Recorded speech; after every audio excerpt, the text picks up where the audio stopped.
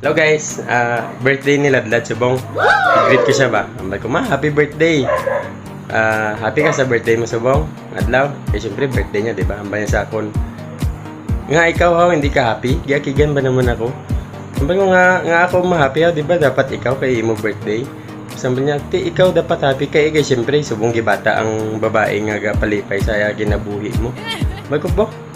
Dapat siyang ma-happy, di ba? Kay syempre ako, gwapo. Ano pa pangitao niya sa akin, di ba? Swerte siya kung ako pang happy. Swerte niya. Ano pa? Lord, Ano? thank you kayo Lord kay birthday ni Ladlad Subong. Iatagan mo ko sang babae nga para sa iya.